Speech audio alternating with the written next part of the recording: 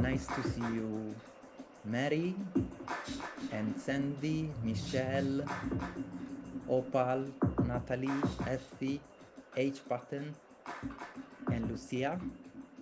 So welcome everybody to this choreographic forum. It is a big pleasure to host this.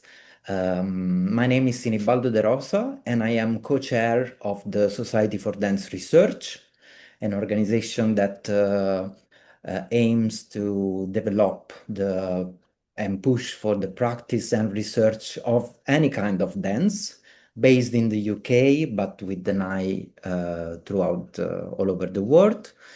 And I am co-chair of this organization, and we are organizing this forum in collaboration with Kauma Arts. We are very lucky for this collaboration. It's not the first choreographic forum we host together.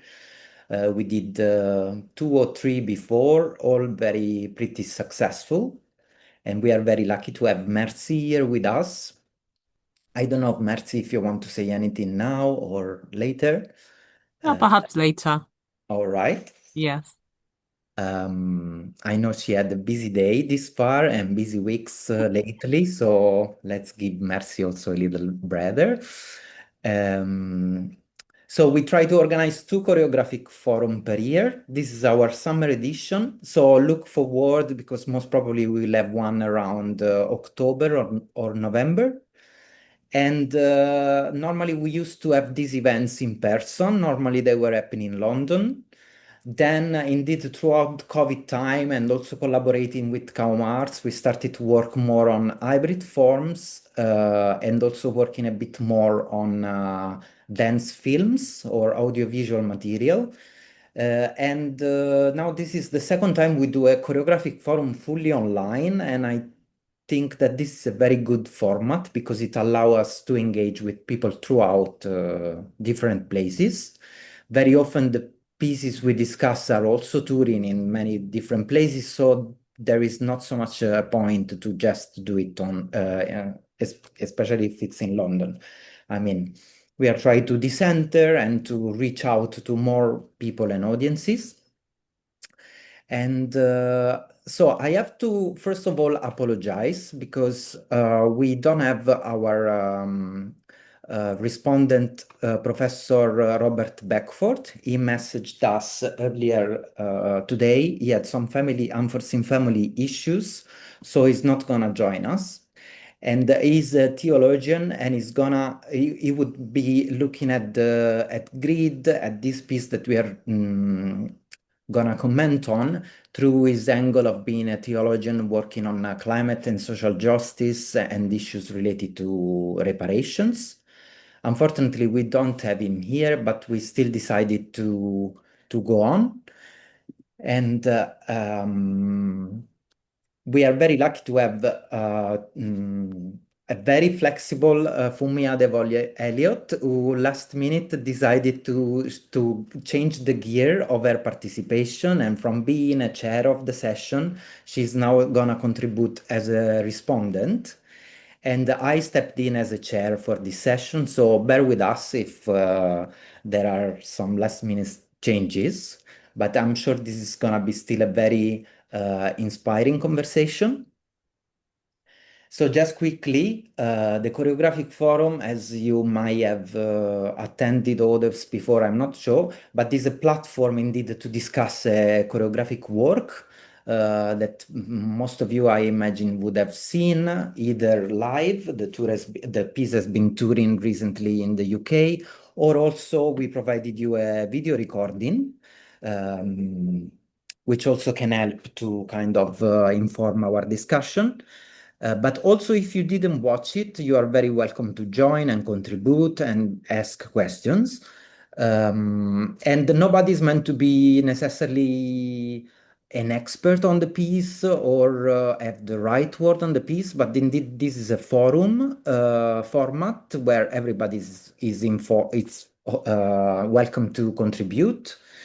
We are welcome, though, to have two very insightful perspectives that will start off our conversation. And I will introduce the speakers in a second. But before doing that, I would like to ask all of you to share. You could do, if we were in person, possibly I would ask you to tell this to the person next to you. But because we are in Zoom, I will ask everybody to speak at the same time.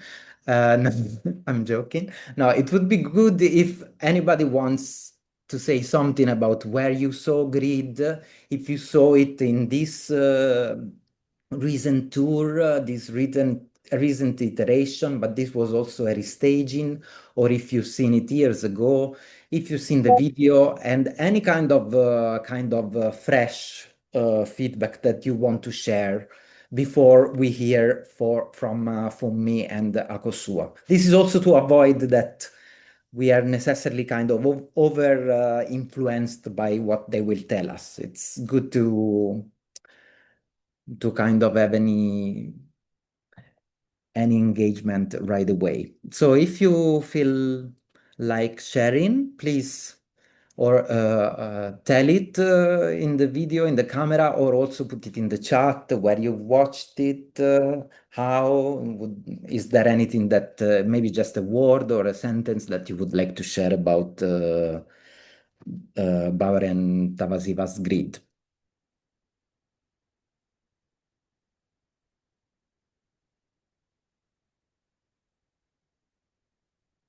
I think Michelle, you want to no? I'm not familiar with the work, so just really excited to kind of hear the discussions that that this work will bring. And I've been able to view online, but obviously it's not the same. So thank you to the forum for introducing me to the Great. work. Welcome. Yeah. And this indeed is gonna be very insightful, and I am sure you will learn a lot. Is that better? Yes, welcome, Mary. Yes, good. Thank you. Sorry, I'm not a great technophobe, but it's been a pleasure to become the chair of Tavaziva. I saw it years ago with 8 dancers, when it was first toured in the theatre that I was the artistic director of, and then I saw it again a couple of weeks ago, well, a couple of months ago, and I found it fresher and the dancers even more stunning than, or as stunning as they were then. And actually, the content had this even more meaning in today's world than it had then. And it was great that a choreographer risked running an old show again. We don't often do that in our contemporary dance world here in the UK. And it was great to see the work again. And I found it really interesting to see it with a new generation of young dancers and to see it again. So, yeah, so I'm here to hear and to know what other people thought. It'd be great to hear any debate about the work. Thank you very much, Mary. It's a real honor you're here. And indeed, I thought maybe, of course, I didn't watch it in the previous iteration, but I was thinking it a lot, the landscape and many, many things also in global perspective changed. So indeed, I understand why the meaning might have also changed with the piece. And maybe I can also share, I didn't mention it, but I'm also on the board of Tavaziva, and it's been an honor to join that group. But I didn't have the chance to watch choreography live until this. So I watched it myself in Bristol a couple of months ago, and I was really impressed. And then I watched again last night on the video recording. So it's also important to acknowledge we all might have a very kind of slightly different experience of the piece itself because of the different iterations and things change, performers change, and the context or the format kind of has an impact definitely on what we might perceive.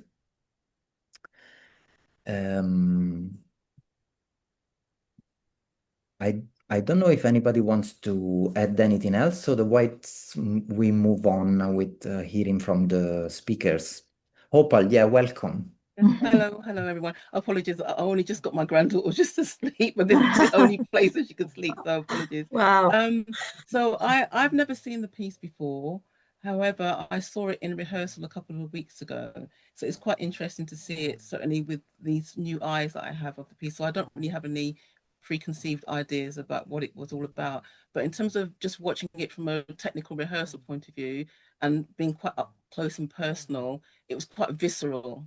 So, and it's interesting how you get different perspectives, whether you watch it on screen, whether you watch it in a different venue, which might change the interpretation and the impression that you get from it as well.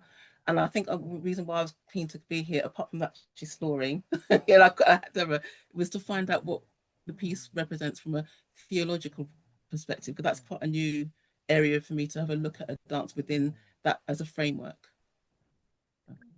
Yeah, and unfortunately, we missed the theologian at the last minute. It promised to be very insightful, but still, we go on. And I have still people coming in. I also, maybe Rosa, I see you are there. I will also make you co-host. Okay, I think unless anybody else wants to raise any question or impression right away, I would move on to the second part and we hear from our respondents. Okay, so I will quickly introduce them. So we will start with Akosua Boakye BEM, which I just learned this British Empire medal. It transforms young lives through dance and cultural heritage. As founder of AkomaAsa Arts since 2012, she empowers young people, especially those of African and Caribbean descent, to master diverse dance forms while celebrating their rich traditions. For over a decade, she shaped Disney's The Lion King's Club Academy coordinator and children's casting director, training tomorrow's performers. Her British Empire Medal in 2018 recognizes exceptional service to dance. Co-founder of the Thea Barnes Legacy Fund, Akosua champions emerging talent while serving on multiple arts boards, building cultural bridges across communities and countries. So Akosua is going to talk for about 10 minutes, and I hand it over to you. So thank you very much.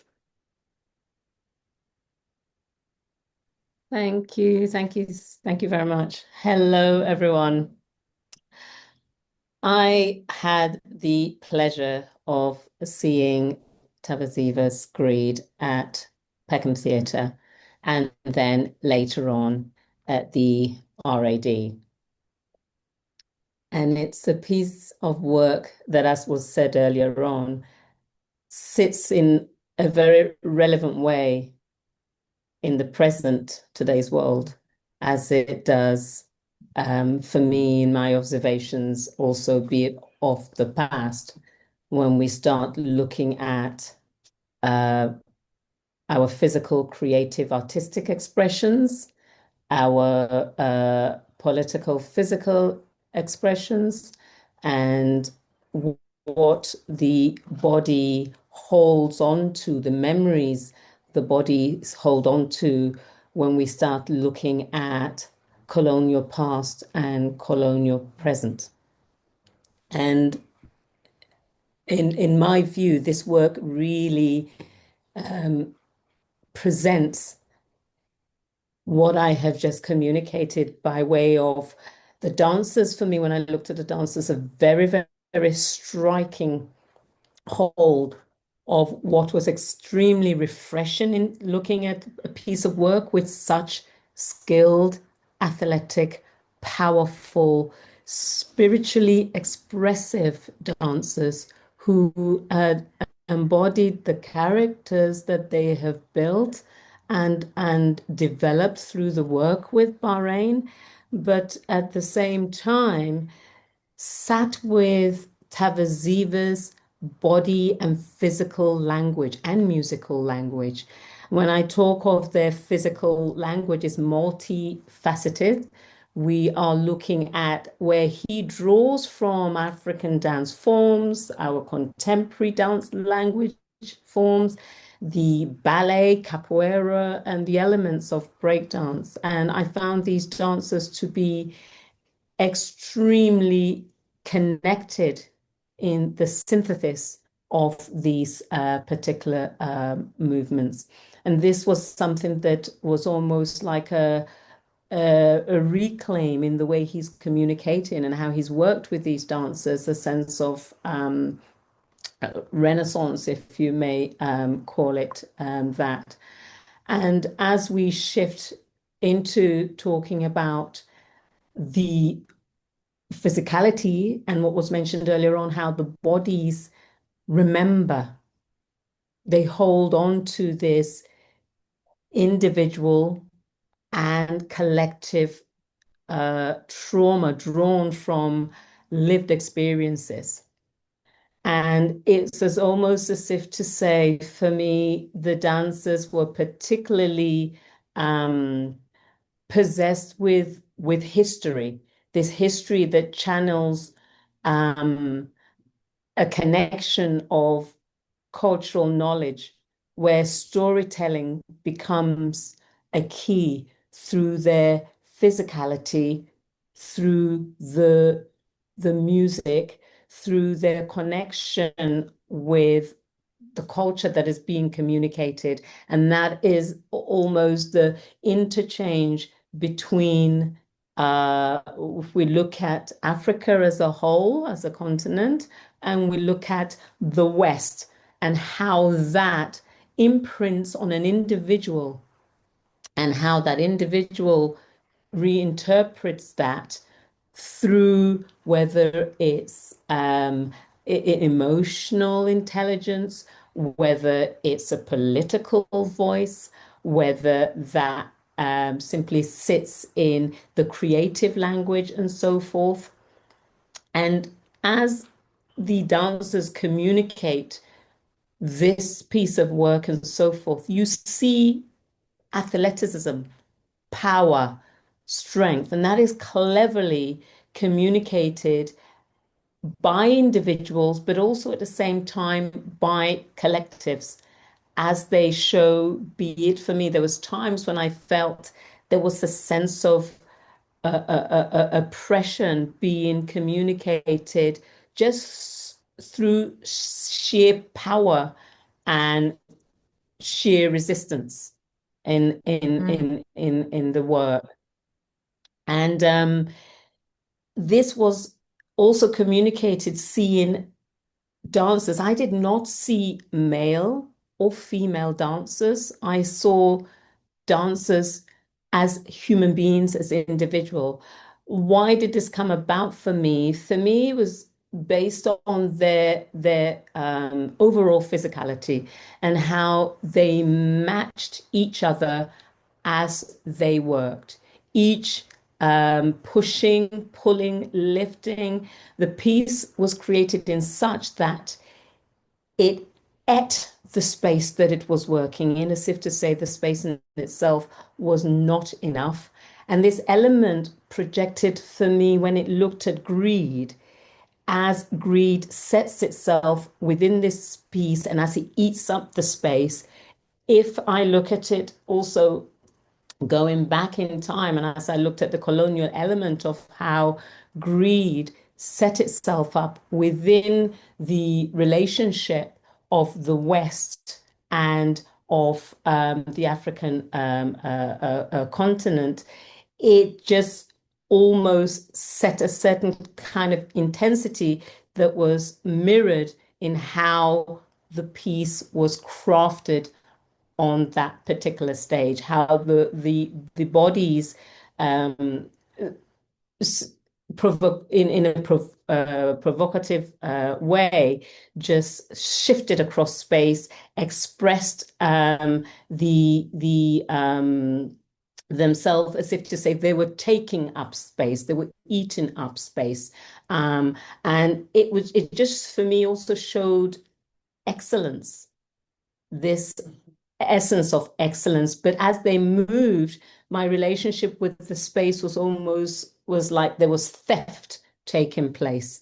And for me, these were the connections when I looked at the creativity element and how it also sat and communicated with pre and post colonial expressions and so forth.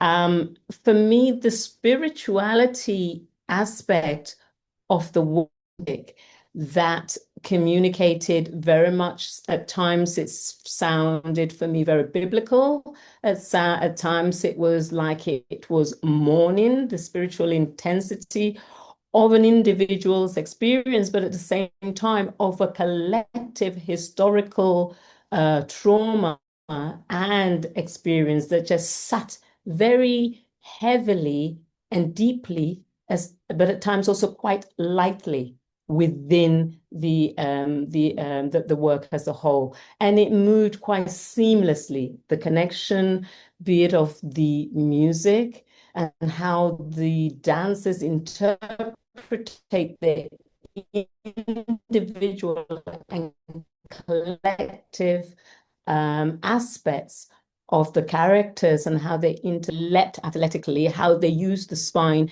in this articulation of seamless movement that communicated very African influences within the piece. It was, for me, a very deep storytelling. There's almost this element of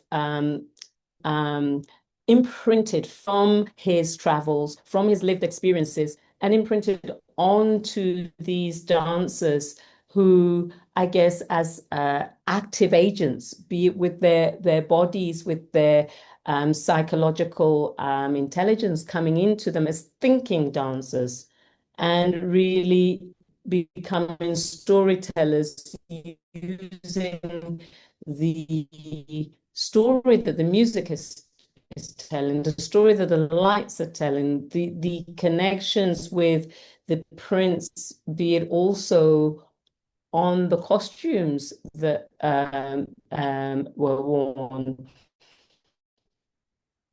And so for me, there was sort of seamless connections. I don't know if it was my problem, but I had the difficulty hearing you. I don't know if other people also did that. Yeah. So maybe at what point you lost me? Yeah, I think we should all show Okay, let me round up videos because that may affect your connection. So we will put our videos off. Some of video, yeah? Let's try that. Okay. Okay, I'll try that. I mean, maybe you can keep yours, but all the other people, it's better if we stop it.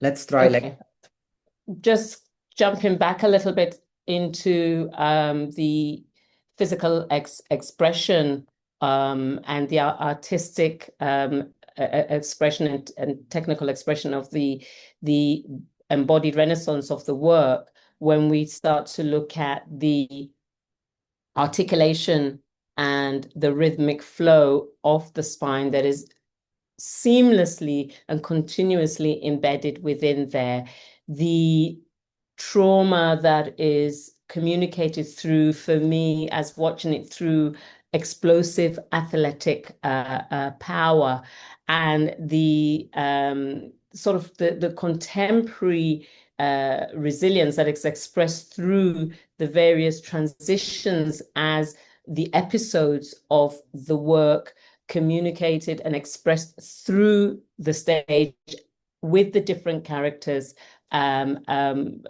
vibrantly and creatively expressing their movements across the stage. For me, it brought a lot of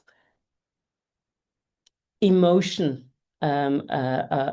watching the piece. My emotion was really drawn towards the athleticism, was drawn towards where we sit as dancers of African, Caribbean, and for me, I would even go as far as Western British heritage, because when we connect with a culture, when we live in a space, we drink their water, we go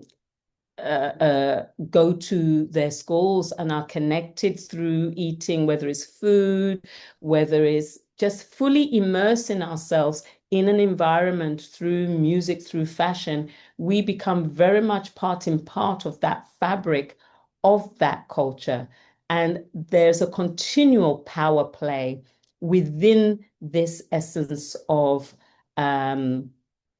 I would say, what's the word I'm looking for? Our diaspora living, this diaspora living where we are connected through our ancestral knowledge. We are connected through the parts of the African continent we come from. We are also then connected through the Western countries that we live in. And this really communicates through all we do, through our bodies, through our trauma, through our happiness and our laughter, and how we then creatively and artistically communicate what our bodies remember and so forth. So for me, there's a lot of complexity in here. There's a lot of history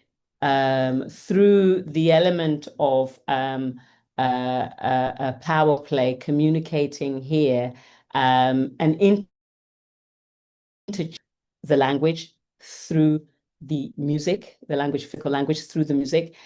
And one particular area that threads through no matter where you are in the world and is the sensual, I would say raw, lustful movements that was expressed through a section of that piece.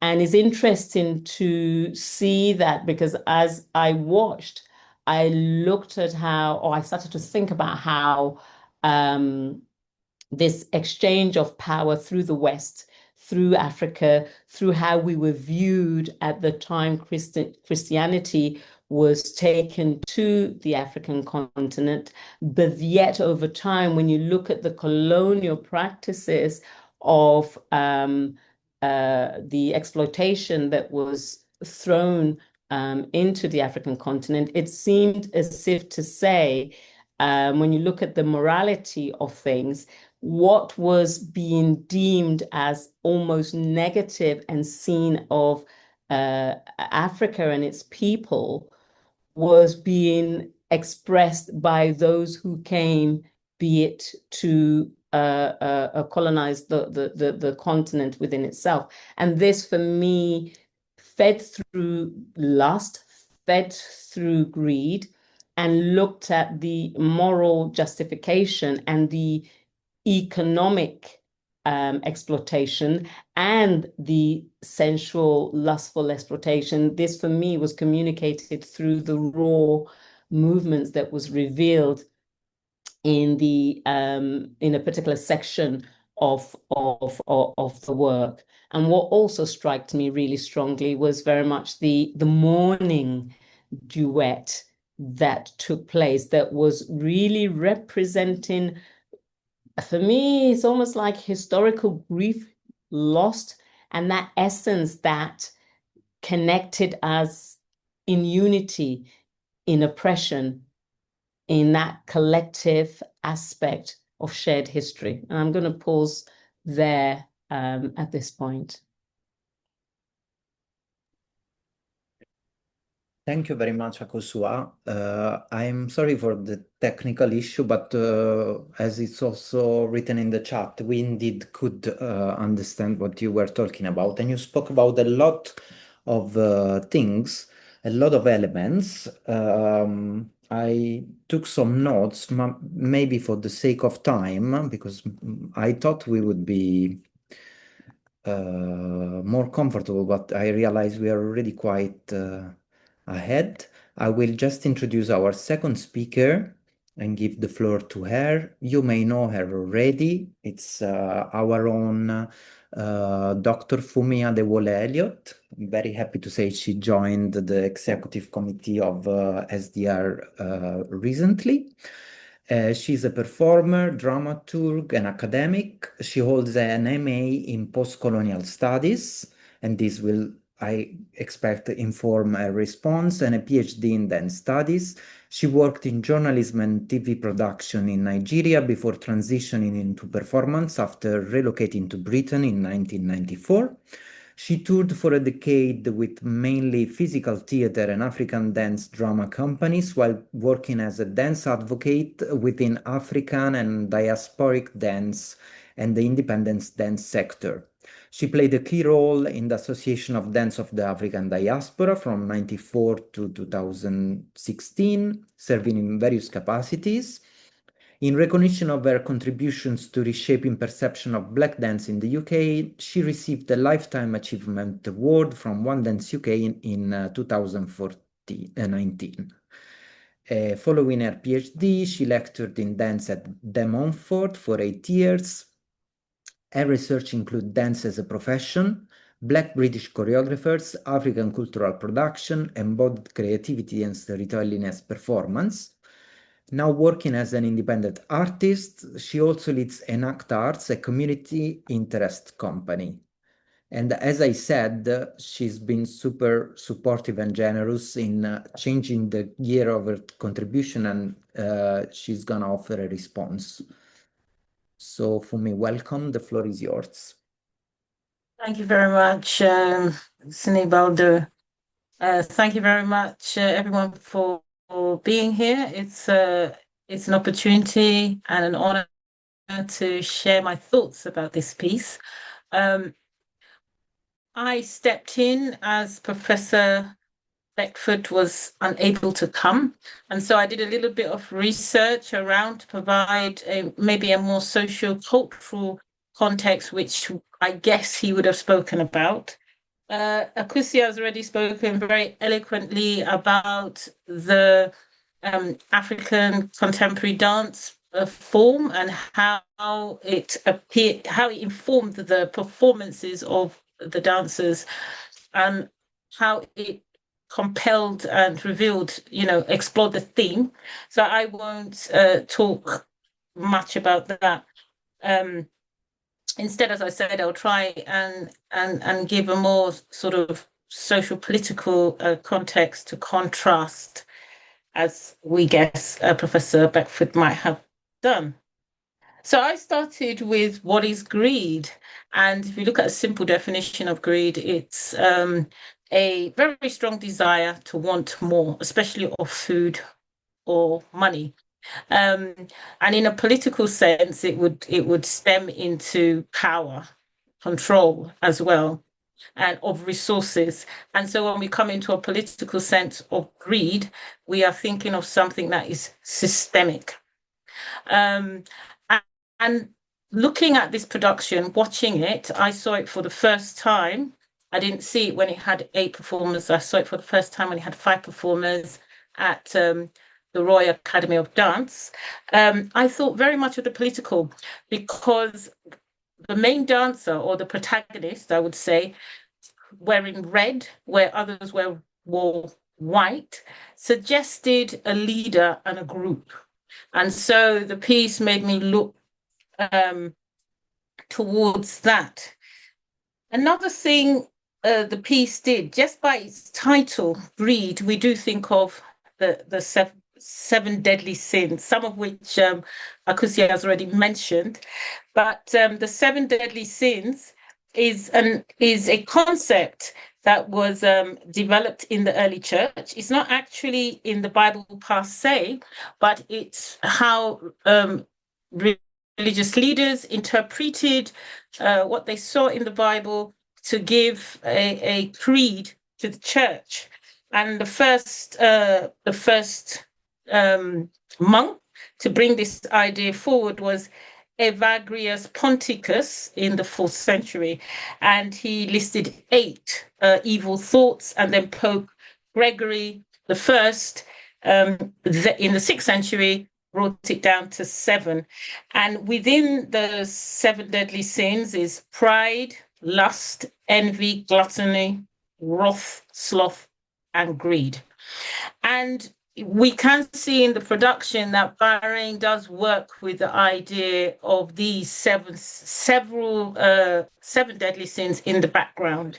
And so I saw in it, because different audience members see different, each person responds to it from their own own eye. I saw this political thing and this idea of morality in the background, and it came across in the performance.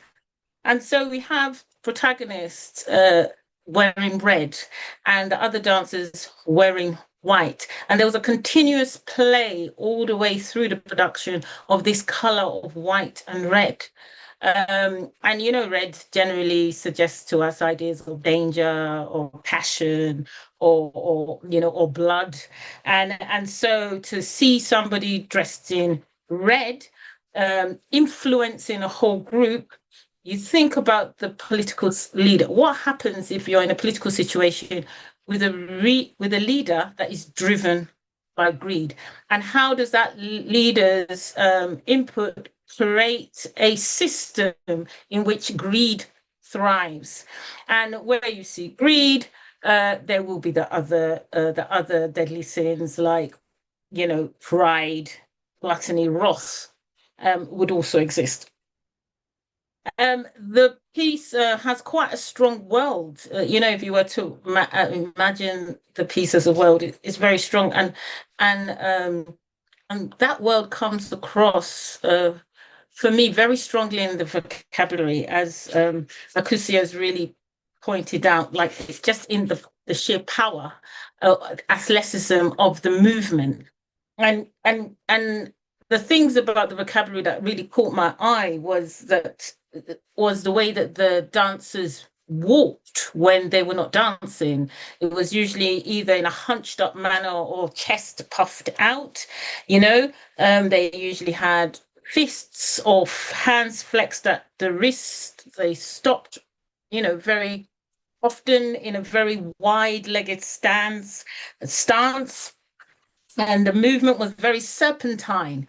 And that's another Christian image of the snake, very serpentine, very flexible, a lot of ripples. And you think of the snake, which in biblical in the biblical doctrine was the tempter, and who deceives, who draws people towards something that will ultimately kill them, So we see that also in the costume, very tight bodysuit. So you do think of this idea of the serpentine, of the stake, of the rippling spines, the fact that the dancers were always watching, always alert, looking out maybe for themselves and each other. So that was quite skillful in the vocabulary that suggested this idea of what happens when somebody's greedy and wants more than that's theirs.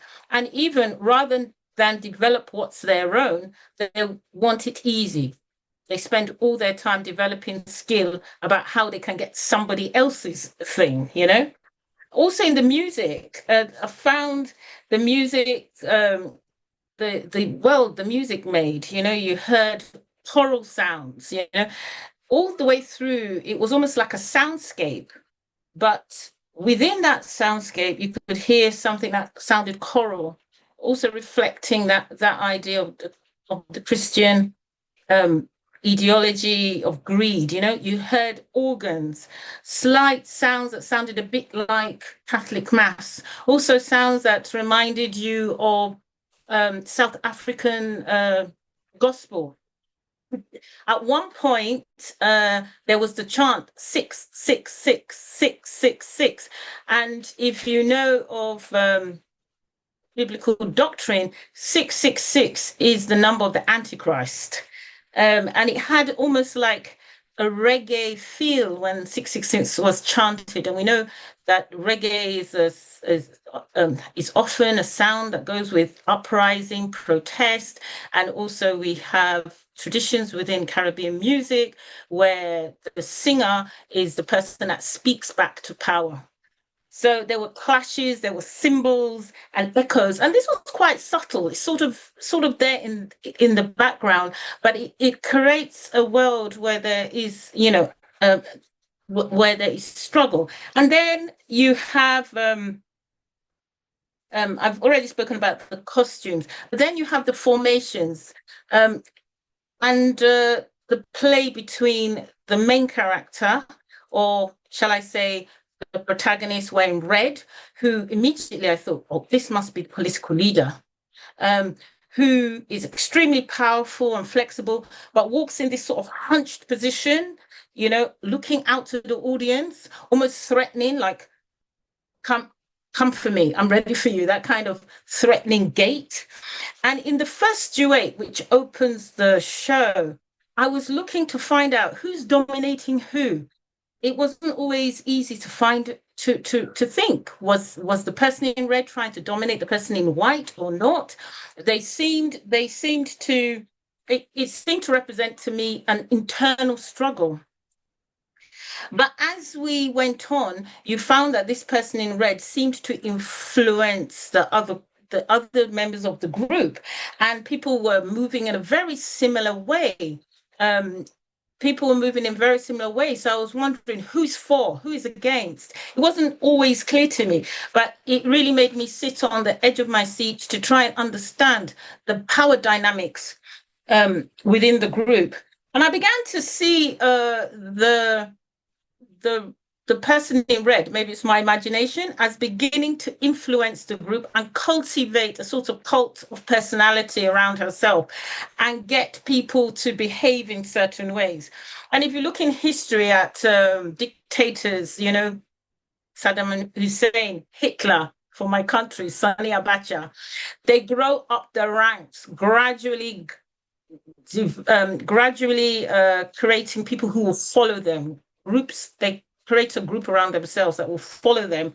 And in order to gain control, if you want to be greedy in a political sense, you have to create a system for it. So you pull people, and so you can gain control by getting people on your side who will believe in what you're doing because they can see the gain for themselves. And so when I saw a second dancer appear with a red scarf, I thought, is this person somebody that has now been co-opted and is now enjoying the sharing of the power? And we have towards the end of the dance, the gestures of aggression becoming more and more clearer. One of the male dancers came towards the audience and did a gesture with the finger at the audience. And they were now physically fighting and headbutting one another. And there was now a fight. Now the fight for power, for me, became very clear. And so whilst there was a cohesive group from the beginning, people dancing, people walking in single file, there being circles, being trios, people lifting and passing each other on. As they came more and more towards the end of the piece, we start seeing more aggressive behavior. And the protagonist in red subdues one of the dancers in the last 5 minutes. And I imagined, looking at them as characters, that the character in red overpowered the other dancer and killed this character, and the others just stayed still. And with that image of stillness and submission, the dancer in red leaves the stage. So I saw in the piece a sort of journey of how a dictator might take over power, offering, suggesting, delight. And we see all through the piece people, using the mouth, biting each other, stroking, pouring. And one scene, as Akosua has pointed out, there was like real sexual dominance, and the idea that a leader could offer this, and therefore people could come on their side, and through this create a system of fear and dominance. And that's what greed can do. And in the world we are facing now, with news we're hearing from America, news we're hearing from the Middle East, I feel the piece is really calling us to really think about these things and know that political greed will lead to other things, like suppression and death. So thank you very much.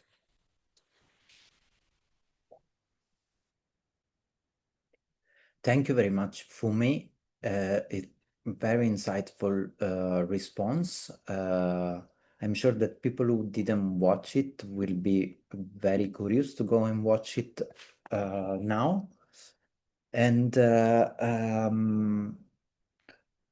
I wonder if, I mean, I would have a couple of questions, but I will also open up the floor. So, and maybe I can also just bounce back a bit on what both of you contributed. It's really been very insightful. Akosua, you spoke a lot about in the performance of the dancers of this issue of athleticism and power, and a certain posture that is also a bit an attitude not to be really, I mean, something as if it's genderless characters, it's not about male or female. This attitude to take space, and you reflected a lot about also the spirituality elements, also in reference to the music and this use of somehow biblical references. You spoke about the costumes and all these issues of the emotions that the piece triggered in terms of addressing the condition of the living in the diaspora and this kind of power play that always happens. And then also you focused a lot about the sensuality in the piece and this kind of references that we get both in the sound, but also in the movement and that also final moment of grief. And then also going to Funmi, I feel like you also touched a lot on the political dimension, the political dynamics that is represented there in terms of how this might be done by looking at the use of color in the piece with the white and red, and also the specific postures or ways of walking or standing, and the fists, and also reflections on that issue about the sensuality, a sensuality that also kills, and this state of alert that is created in the piece by certain movements and certain attitude by the dancers, or the gaze that they have and this kind of controlling look.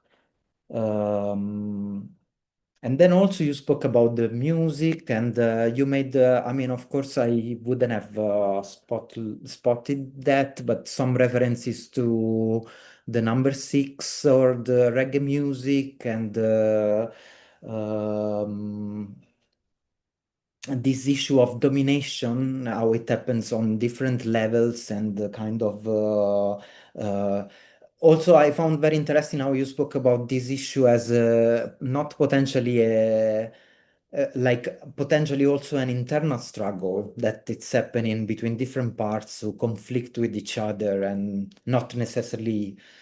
I mean, there is a leader, but it could also be a very internal issue of different parts fighting each other or something like that. This is my understanding. You spoke about the reference to in the costumes to the snake and also in the movement and the references in the biblical references to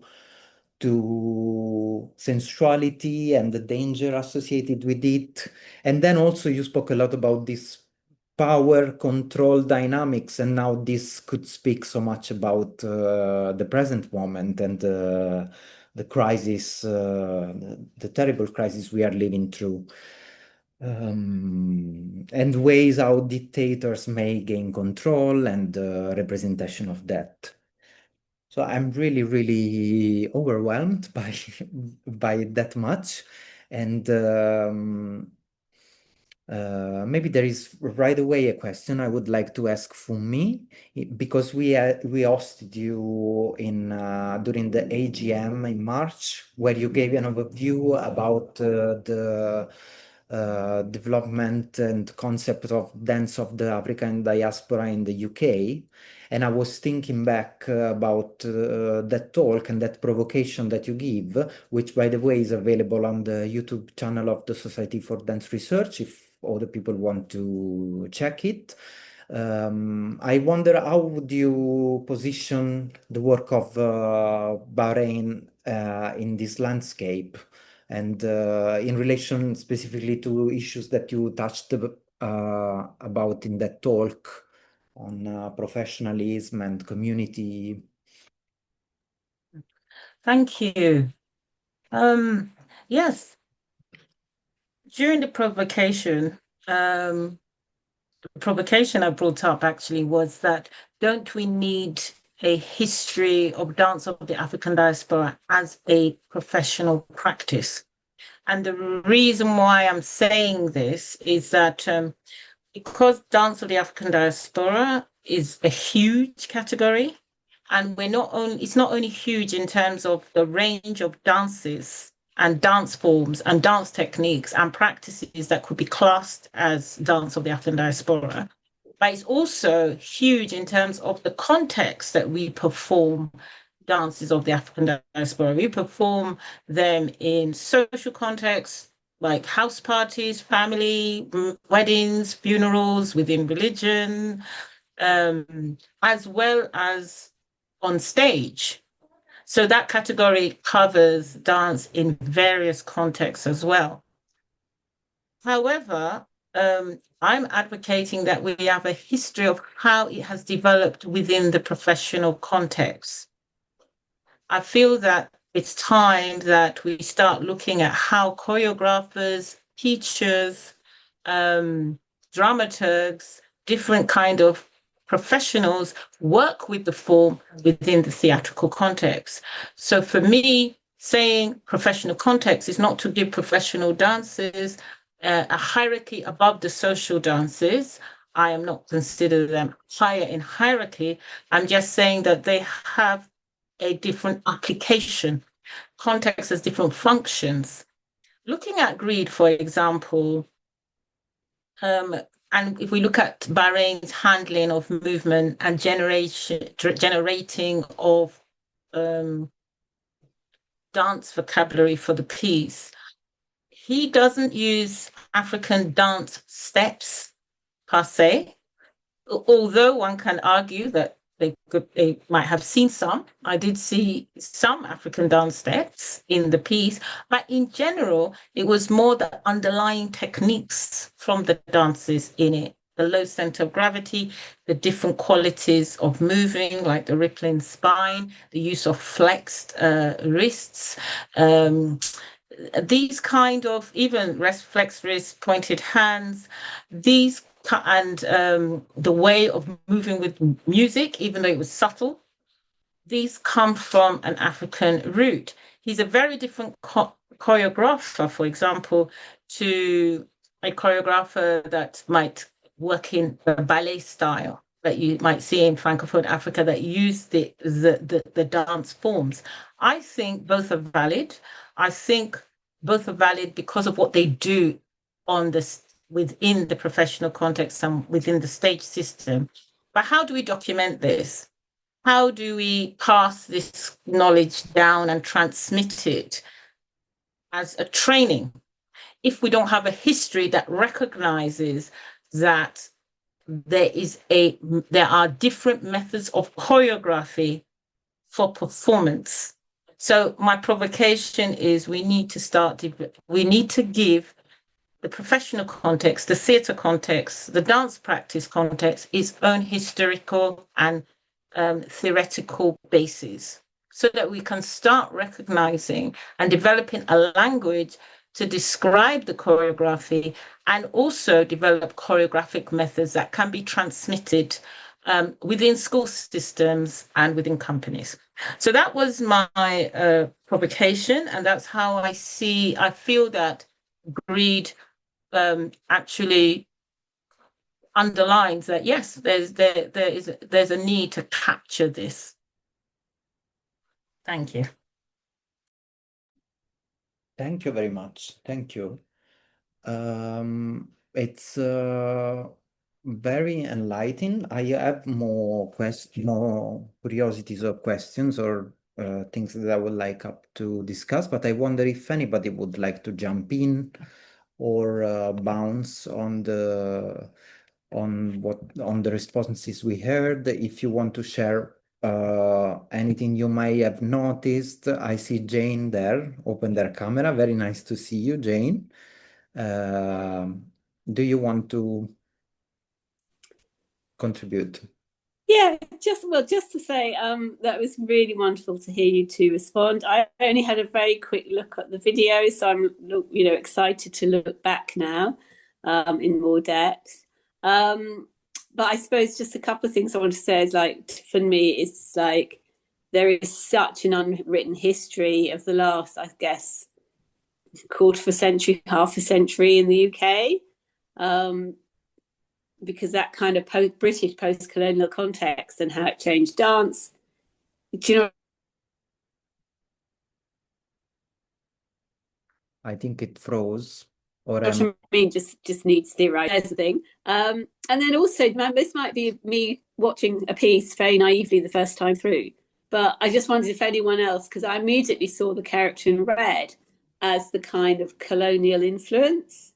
Not just a dictator, but an influence coming, although I suppose they had the language of the others, but somehow, yes, something external and generating sort of, some problematic power plays. I also thought the interesting thing about bodily power, how it is at once could be dominating, but also could be resisting, is also something I picked up from Akosua.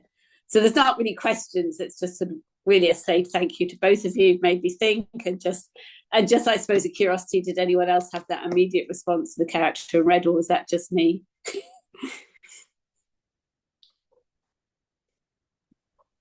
I also kept wondering, Jane, as you did, about this red and the white. I wonder indeed if other people would like to comment on that. I wouldn't like the connection to get bad, but you're very welcome to open your video if it's gonna work. But you can also put your questions in the chat if you prefer it to be like that. We can read that aloud. Also, I mean, I understand some people, a few people might have not seen the piece, but I wonder if how these responses will play out. Oh, Fumi, you have a question for Akosua. Do you want to read it aloud or? Yeah, I can just ask. So, Akosua, you spoke in great detail about the dance vocabulary and also the performativity and strength of the dancers.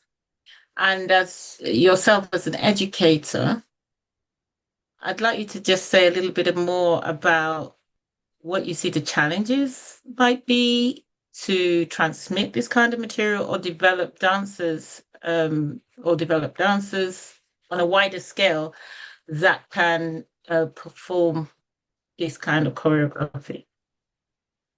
The challenges vary, and one of them for me sits with what you started with when you were asked the question for me. And when I align with what you were talking about in regards to what we have on the platform when it comes to dance education, for me, if I start answering your question from where I feel there's a need for recognition of African physical language within the British dance landscape. This is very important. This element that I mentioned is very transformative and has been very much part of the British landscape. But it is still very much a marginalized and needs the kind of value and acknowledgement that it requires for it to shift from. Akosua, I don't know if. Yes, I was thrown off for a minute. Okay, but you're back. I will put my video off, but please continue. Yeah.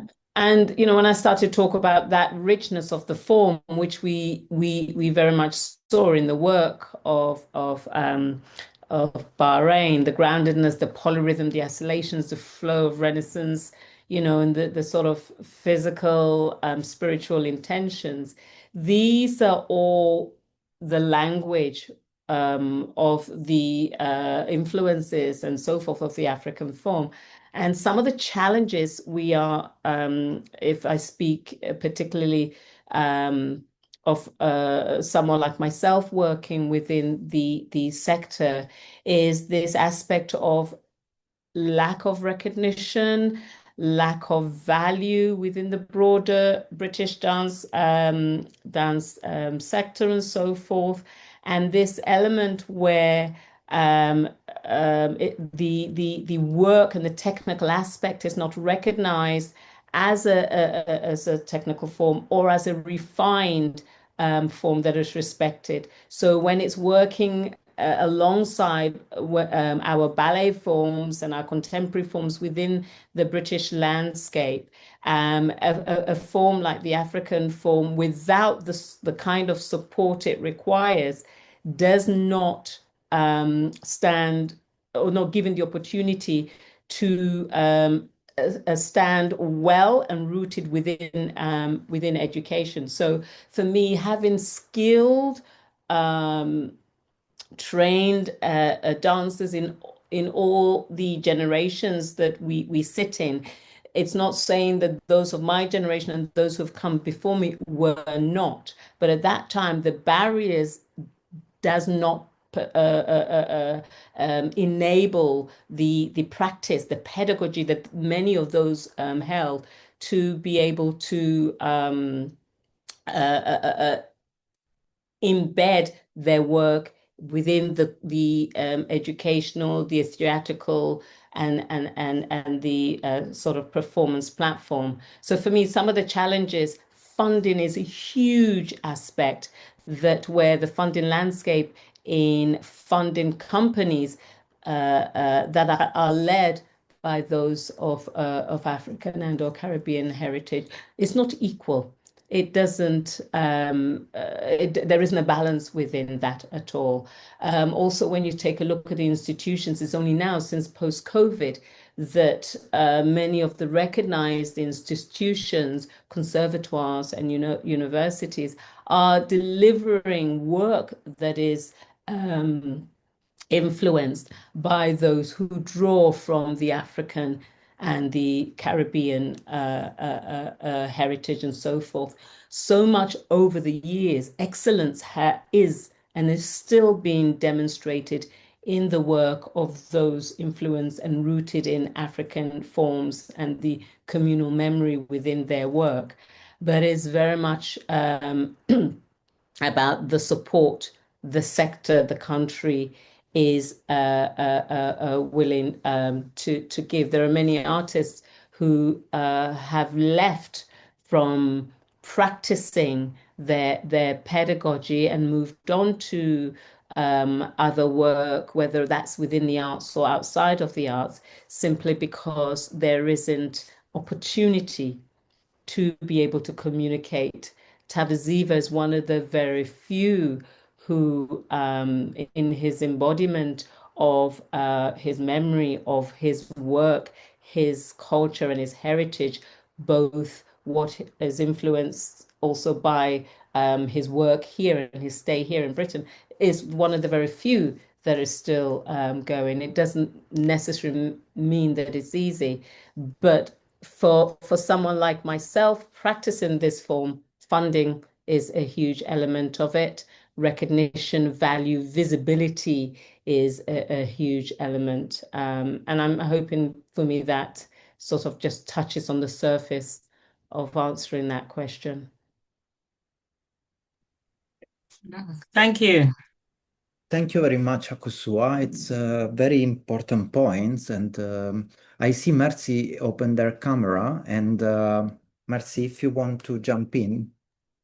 Yes, thank you so much, Funmi and Akosua. Very rich conversation and kind of both interesting perspectives on the performance. I am privileged to be the executive director of the company at the moment, and I have seen Bawren in rehearsals and also taking, the class. Taking students in a class or the dancers, and I have seen how he works in a way using the drum, and he is the one who plays the drum, and it almost feels as if everything is riding on that beat that he's creating, the drum beat. And so that's very African in a way, because everything is syncopating on that, the movements, the music, kind of almost everything, and the expressions and all that. And I know that he is one of a handful of choreographers, Black choreographers, who have that kind of, I wouldn't say old style, but kind of a style of training and actually practicing.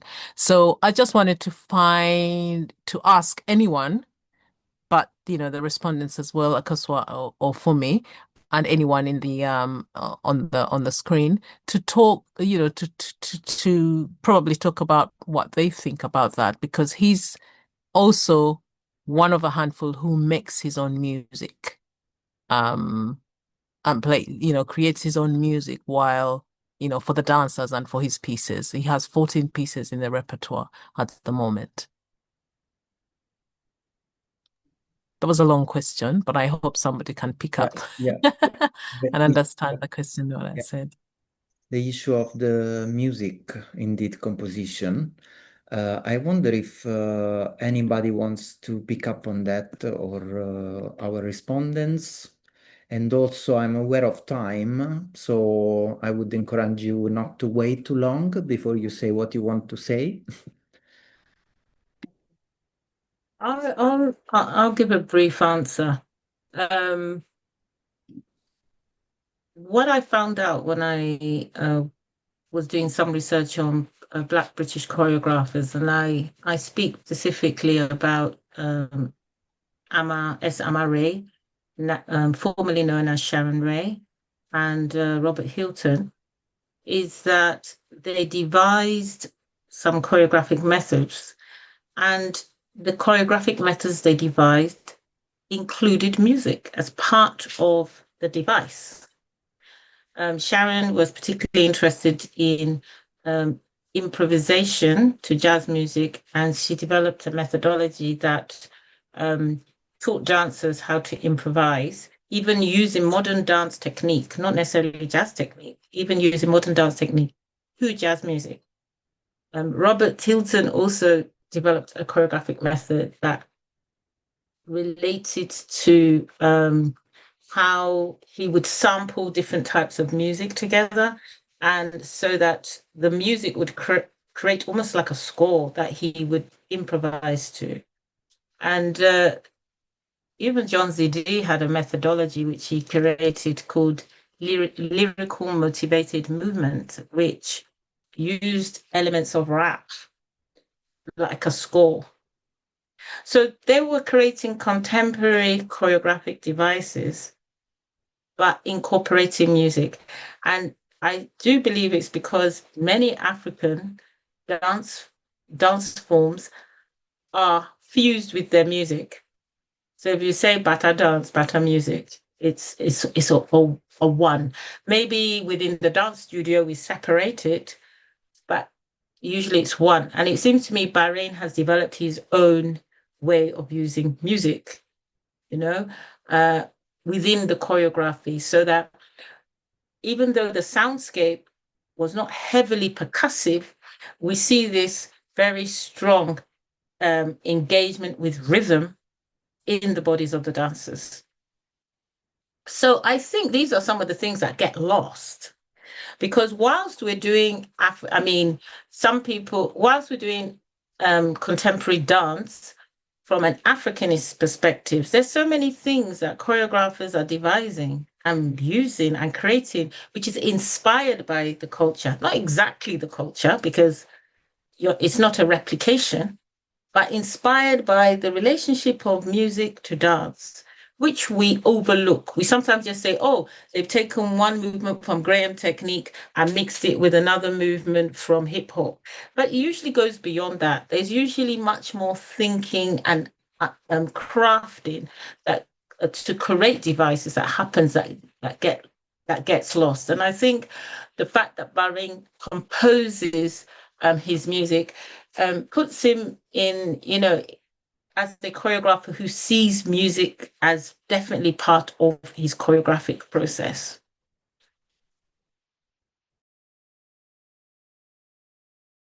Is it okay to quickly jump in? Yeah, and Funmi started to really get into it there, what I wanted to also mention, because if correct me if I'm wrong, just summarizing the end of Funmi, Bawren, his composing his own music, for me, feels is deeply intentional, is an intentional act. And it, for me, is one that aligns beautifully with the African culture and the traditions, where we start to look at your element of trilogy, your dance, your music, your storytelling becoming quite inseparable. And in this element, when we start to look at African societies and so forth, and the work of a choreographer, he's not just the movement architect. He is actually the commander. He is actually the conductor. He is also actually the custodian of rhythm. The rhythm is connected within this as he works closely with the musicians. When we start to look at the rhythm, the memory, the music, the spirituality, the essence of how the music and dance become ideally one. And so he's creating his own landscape. And I think in Bawren, in Tavaziva, there is an unrecognized genius that is not, for me, getting the credit really that it deserves within the British landscape, because his music also is not just merely accompanying the dance. It's very much, he controls the emotion. He, as the musician and as the choreographer, there's an element where the narrative of the work comes alive through the storytelling of the music. It comes alive through the storytelling, be it of the sound and so forth. And so he reclaims the whole work, being the author, and sets the context strongly through music, through movement, and be it the whole piece. Yeah, I share that. I'm because we are really on time. I would like just to invite Mercy to come on the video again if you're there. Mercy, I wonder if, because I know that you have an interview that developed into a short text that is going to be published as part of a publication edited by Adeshola. I wonder just if you can, I mean, just I wanted to mention that because also, of course, we are always happy to collaborate with Kauma Arts, a Society for Dance Research.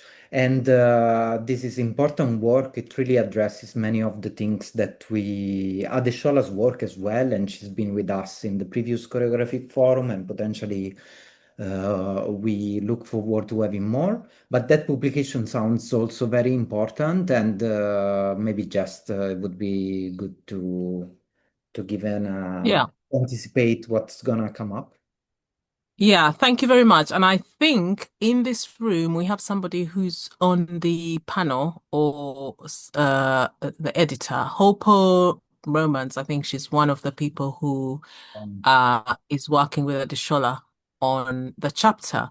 So I just happen to be, kind of invited to write something in reference to Black British dance. So I think Hopper might have a better answer than I would say. I'm feeding mode at the moment, so it's going to be a bit limited. So I'll probably miss part of the question. So can you just repeat that? I missed a bit of it.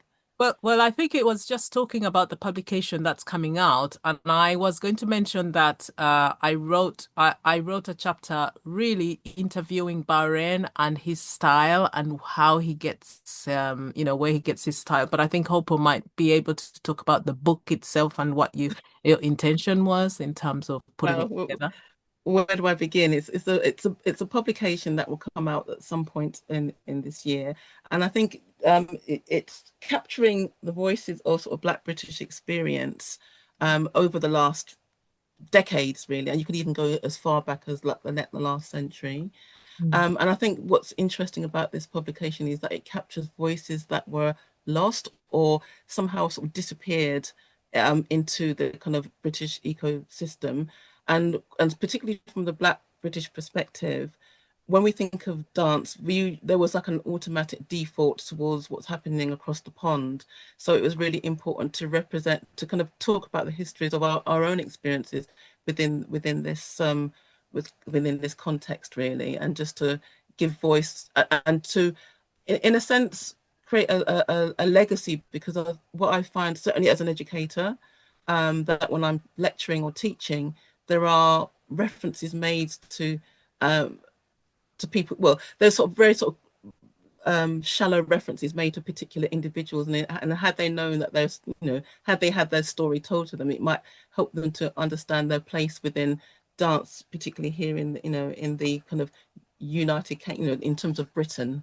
In its very short sense. Sorry, I can't give the best answer. I think Adeshola is the main editor, so she can definitely. But I think she probably said it better. But I just wanted to add as well that one thing that stood out for me when I was interviewing Bawren is the multiplicity that he brings to the craft, because of the lived experience that he has had over the years, coming from Zimbabwe and coming straight into the British like landscape and working with Phoenix, and then setting up his own company, and then starting from there, and still to date he's we're celebrating 20 years of Ziva, and he's gone back on stage. He's created a solo, and he's worked with peers like Jonesy D and Martin Hilton, and so that's also to come. But he's still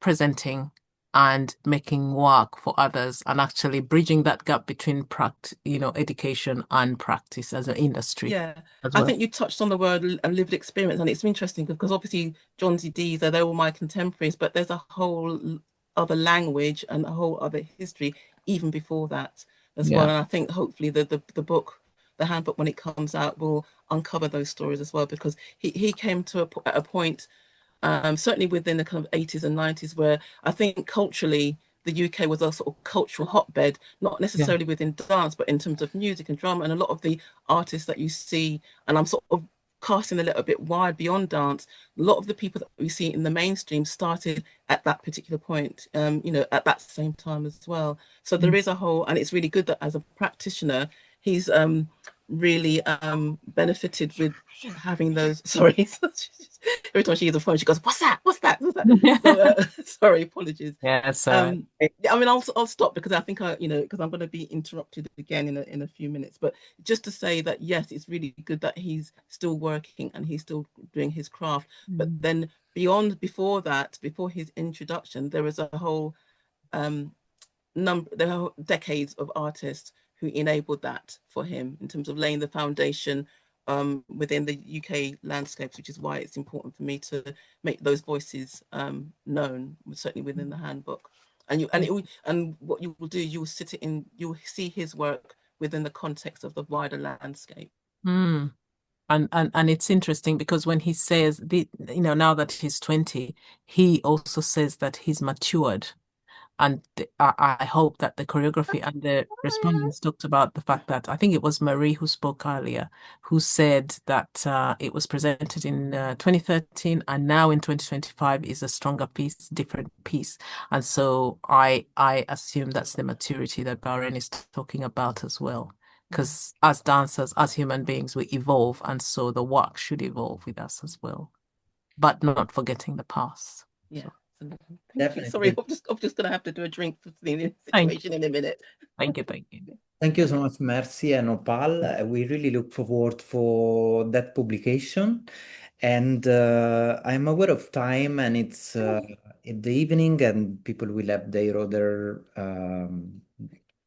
business. So just to conclude, I would like to thank very much our respondents, Dr. Funmi Adewole Elliott and Akosua Boakye. I hope I say it right. I think I did earlier. It was a delight to have you. And I mean, the conversation, we always feel like, oh, what we will say. And now it feels like we are already late and we should have more. But indeed, this is an ongoing conversation that we keep on having. Very important conversations we need to push forward. So stay tuned. I want to thank a lot also Mercy, who did a lot and is doing a lot with Kauma Arts, but also with Tavaziva and in all her spirit. And also the executive committee members of Society for Dance Research who helped develop this. I also wish to thank Sandy, who is also there for the connection she established with Professor Beckford, who unfortunately couldn't make, and Lucia for the promotion, but also Rosa, who had to jump out, and Jane, as usual. And also thank you very much for everybody who joined and participated. It's very important. If you can, become members of Society for Dance Research, check what you can, but we have a journal and you have access to these events. They are not always free. And there is a community there of doing dance research and pushing for dance practice that maybe is a good place to engage with. And also Kauma Arts, of course. Thank you very much for all you do. And I think I would close it there unless anybody wants to say a final word. Thank you really so much. And to the next one.